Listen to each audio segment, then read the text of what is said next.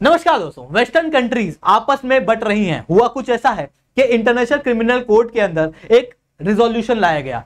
कहा गया कि इजराइल के लीडर बेंजामिन नेतन्याहू को वॉर क्राइम के लिए अरेस्ट कर लेना चाहिए, जिसके बाद यूनाइटेड स्टेट्स इनके सपोर्ट में खड़ा हुआ और इन्होंने कहा कि आईसीसी के ऊपर सैंक्शन लगा दिए जाएंगे, जो अपने आप में बहुत बड़ा है, क्योंकि आईसीसी केवल एक कंट्री नहीं है। आईसीसी 120 देशों का समूह है।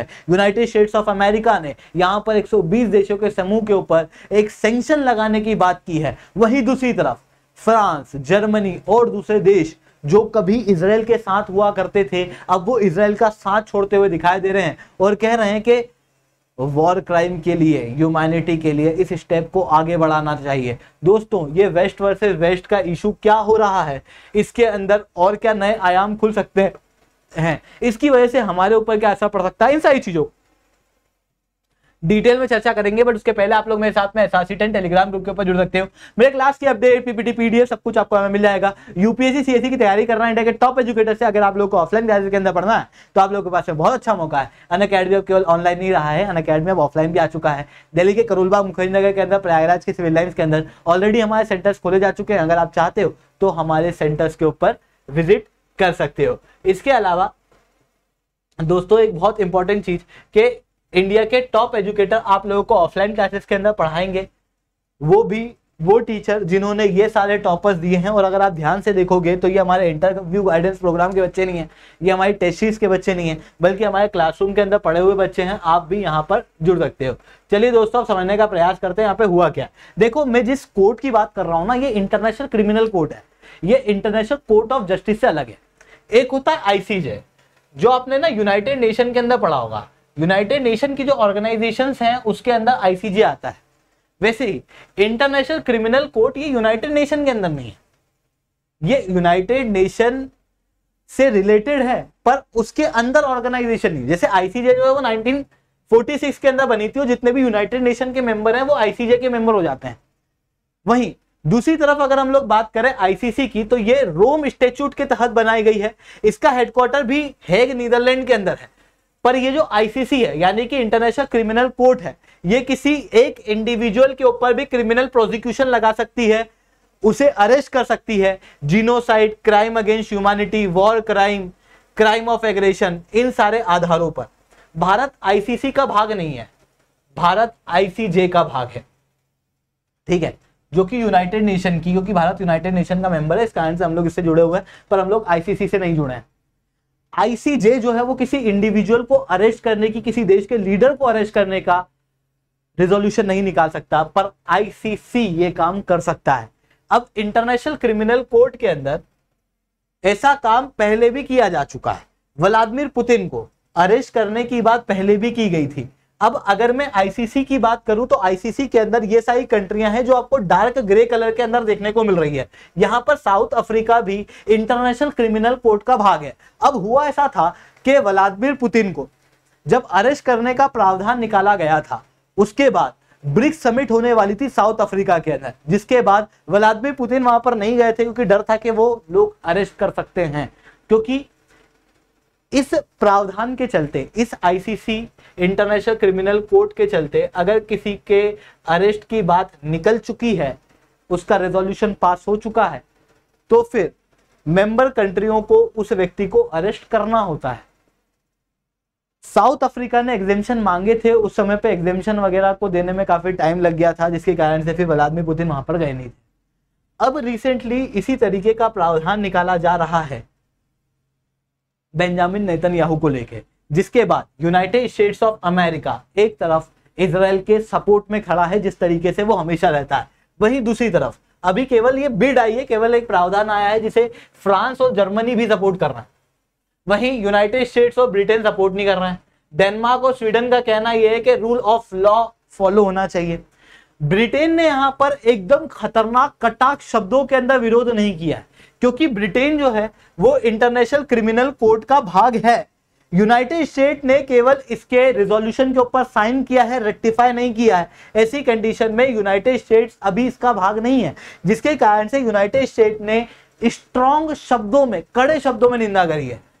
ब्रिटेन क्या कह रहा है आप सुनना। ब्रिटेन कहता है कि डेमोक्रेटिक कंट्री के पास में, इजराइल के पास में अपने सेल्फ डिफेंस की पावर होनी चाहिए आतंकवाद के खिलाफ जो हमास कर रहा है। मतलब इन्होंने एकदम सोचे समझे शब्दों से एक बैलेंस अप्रोच अपनाने का प्रयास किया।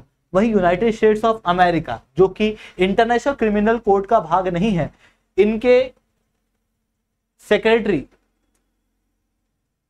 ब्लिंकन ये कहते हैं कि अगर इस तरीके का रिजोल्यूशन होता है तो हम सोचेंगे, है ना, there no question, we have to look at the appropriate step to deal with what is profoundly wrong headed decision.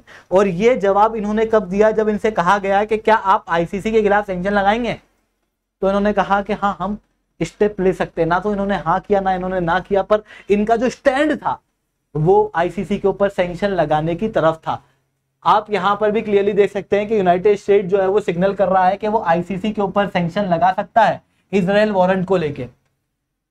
हालांकि यूनाइटेड स्टेट ने पहले भी आईसीसी के खिलाफ कुछ स्टेप लिए हुए हैं, जैसे इंटरनेशनल क्रिमिनल कोर्ट। इसका काम क्या है कि अगर वॉर क्राइम होता है, जीनोसाइड होता है, ह्यूमैनिटी के खिलाफ कोई क्राइम होता है, तो किसी एक इंडिविजुअल को भी ये अरेस्ट करने का वारंट निकाल सकते हैं। तो फिर ये यूनाइटेड स्टेट्स के लोगों को भी अरेस्ट करा सकते हैं, क्योंकि उनके द्वारा सबसे ज्यादा वॉर क्राइम किए जाते हैं।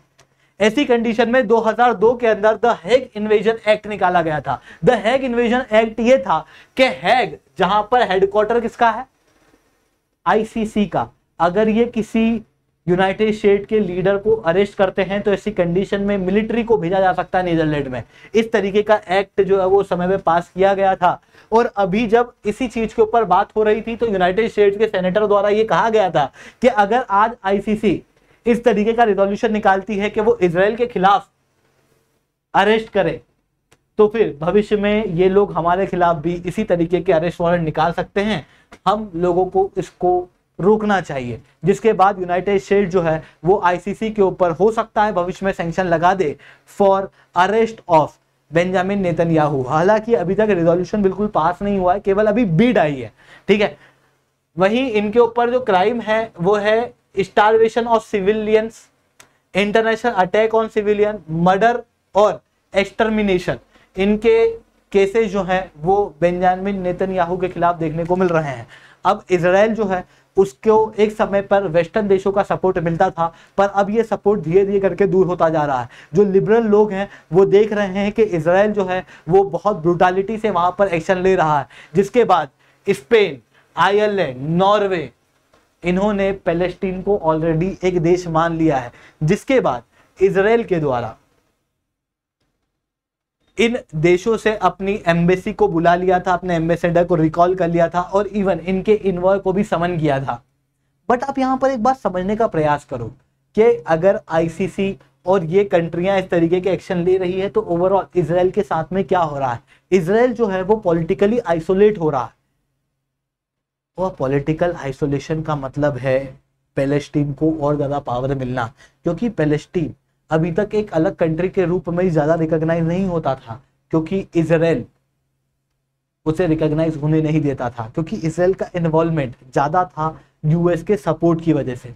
पर अब धीरे धीरे करके जब यूएस की पावर पूरे जियोपॉलिटिक्स में कम होती हुई दिखाई दे रही है, नए पावर सेंटर जैसे भारत, चाइना ऐसे देश उभर के आ रहे हैं, वहीं दूसरी तरफ जो वेस्टर्न कंट्री हैं वो भी अब नॉन अलाइनमेंट की तरफ आगे बढ़ रही है, तो इन देशों के द्वारा भी इजराइल को पॉलिटिकली आइसोलेट किया जा रहा है, जो कि लॉन्ग टर्म के अंदर इजराइल के लिए काफी खतरनाक हो सकता है। आई होप आप लोगों को ये सारी बातें समझ में आई होंगी। लेक्चर अच्छा लगा हो तो लाइक करना, लेक्चर बहुत अच्छा लगा तो नीचे 7 से 10 कमेंट करना। यूपीएससी सीएससी की तैयारी करना है, इंडिया के टॉप एजुकेटर से अगर आप लोगों को ऑफलाइन क्लास के अंदर पढ़ना है तो आप लोगों के पास में बहुत अच्छा मौका है। अनअकैडमी आपके ऑनलाइन नहीं रहा है, अनअकैडमी वो ऑफलाइन भी आ चुका है।